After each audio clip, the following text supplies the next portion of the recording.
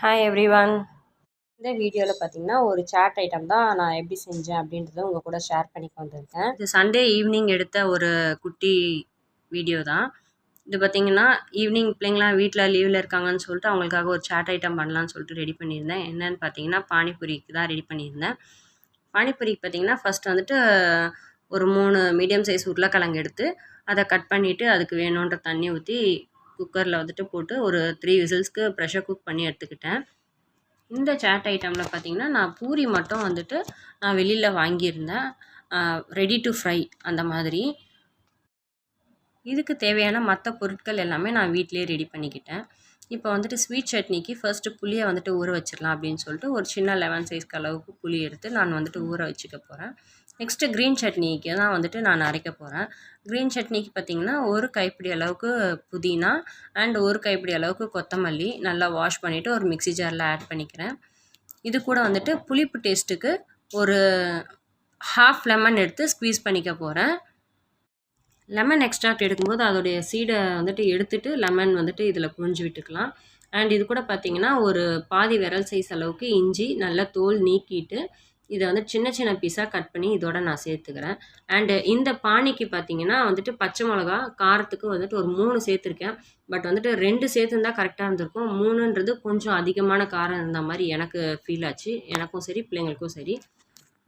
இந்த அளவுக்கு பானிக்கு பார்த்தீங்கன்னா 2 பச்சை மிளகா போட்டிருந்தா சரியாக இருந்திருக்கும். 2 பச்சை மிளகா ரெக்கமெண்டட். நெக்ஸ்ட்டு 1 ஸ்பூன் பார்த்தீங்கன்னா சீரகத்தூள், அப்புறம் இந்த பானிக்கு தேவையான சால்ட் ஆட் பண்ணியிருக்கேன். அப்புறம் 1 ஸ்பூன் சாட் மசாலா இது எல்லாமே சேர்த்துட்டு ஒரு 1/4 டம்ளர் தண்ணி மட்டும் இதோட சேர்த்துருக்கேன். சேர்த்துட்டு ஏன்னா அது அப்போ தான் ஈஸியாக கிரைண்ட் ஆகும் அப்படின்றதுக்காக ஃபஸ்ட்டே வந்துட்டு கொஞ்சம் தண்ணி சேர்த்து அரைக்கிறேன். இதை அரைச்சிட்டு பார்த்தீங்கன்னா நம்ம வந்துட்டு ஃபில்டர் பண்ணி எடுத்துக்கலாம். இந்த பானியை பொறுத்த வரைக்கும் ஒரு ஷாக்கிங்கான நியூஸ் வந்துட்டு நான் யூடியூப்பில் தான் பார்த்தேன். என்னென்னா இந்த பானிக்கு வந்துட்டு இந்த க்ரீன் கலர் வந்துட்டு ஆர்டிஃபிஷியல் கலர் தான் ஆட் பண்ணுறாங்களாம். ப்ளஸ் வந்துட்டு அந்த கலர் நம்ம வந்துட்டு அதிகமாக இந்த மாதிரி வெளியில் வாங்கி சாப்பிடும்போது அந்த கலர் நம்ம உடம்பை விட்டு போகிறதுக்கு 3 மாதம் ஆகுதாம்.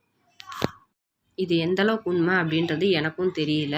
இதெல்லாம் நம்பலாமா வேண்டாமான்றதும் புரியல. பட் வந்துட்டு இந்த மாதிரி நியூஸ் கேட்கும்போது வெளியில் வாங்கி சாப்பிட்ணுன்ற அந்த ஒரு எண்ணம் வந்து பார்த்திங்கன்னா பயத்தை தான் நமக்கு கொடுக்குது. இப்போ பார்த்திங்கன்னா நம்ம இதை அரைச்சி எடுத்துட்டோம். ஸோ இதுக்கு பார்த்திங்கன்னா ஒரு 2லேருந்து 3 டம்ளர் வரைக்கும் நான் தண்ணி சேர்த்து நல்லா ஃபில்டர் பண்ணி எடுத்துக்கிறேன். நான் வந்துட்டு இதுக்கு டேஸ்ட் பண்ணும்போது பார்த்திங்கன்னா கொஞ்சம் உப்பு வந்துட்டு கம்மியாக இருந்த மாதிரி இருந்தது. ஸோ நான் மறுபடியும் வந்துட்டு கொஞ்சமாக உப்பு மட்டும் ஆட் பண்ணிவிட்டு இதை வந்துட்டு இந்த பானி வந்துட்டு ஒர்க்கு நமக்கு கம்ப்ளீட் ஆகுது. ஸோ இதை வந்துட்டு அப்படியே எடுத்து ஓரமாக வச்சிடலாம். இப்போ பார்த்திங்கன்னா நம்ம இந்த சாட்டுக்கு தேவையான பானி ரெடி பண்ணிட்டோம். ஸோ இப்போ நம்ம அதை எடுத்து அப்படியே ஓரமாக வச்சிடலாம். நெக்ஸ்ட் வந்துட்டு ஸ்வீட் சட்னி பண்ணுறதுக்கு புளி ஊற போட்டிருந்தேன்.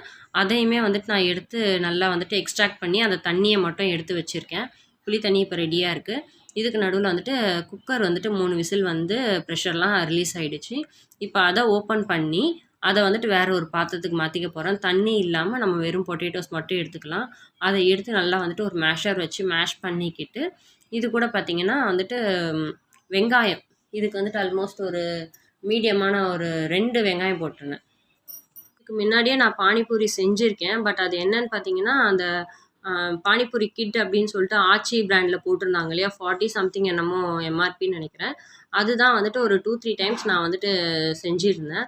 சரி இந்த வாட்டி நம்ம எல்லாமே நம்மளே ரெடி பண்ணி செய்வோம் அப்படின்னு சொல்லிட்டு தான் இந்த முயற்சியில் இறங்கியிருக்கேன். அந்த ரெடி டு ஃப்ரை பூரி மட்டும் வெளியில் வாங்கிட்டு மற்றது எல்லாமே இப்போ நான் வீட்டில் ரெடி பண்ணிகிட்ருக்கேன். இப்போ வந்துட்டு பார்த்திங்கன்னா உருளைக்கிழங்கு கூட 2 மீடியம் சைஸ் வெங்காயம் சாப் பண்ணி சேர்த்துருக்கேன். 1 ஸ்பூன் சாட் மசாலா, 1.5 ஸ்பூன் மிளகாத்தூள், இந்த உருளைக்கிழங்குக்கு தேவையான சால்ட் உப்பு ஆட் பண்ணியிருக்கேன். அண்ட் பார்த்திங்கன்னா 1 ஸ்பூன் சீரகத்தூள். இதோட வந்துட்டு எல்லாத்தையுமே சேர்ந்து நல்லா மிக்ஸ் பண்ணணும்.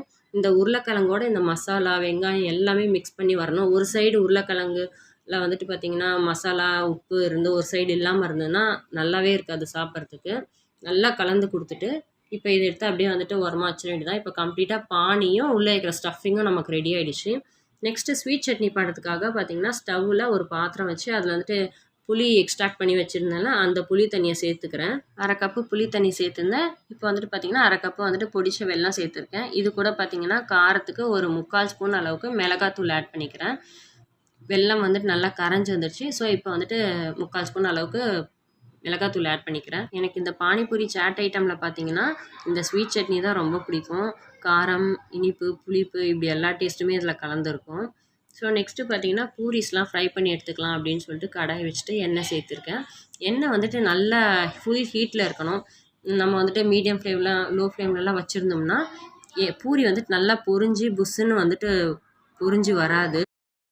எண்ணெயுமே பார்த்திங்கன்னா ஃபுல் ஹீட்டில் இருக்குது. ஸ்டவ்வுமே வந்துட்டு ஃபுல் ஃப்ளேமில் தான் வச்சுருக்கேன்.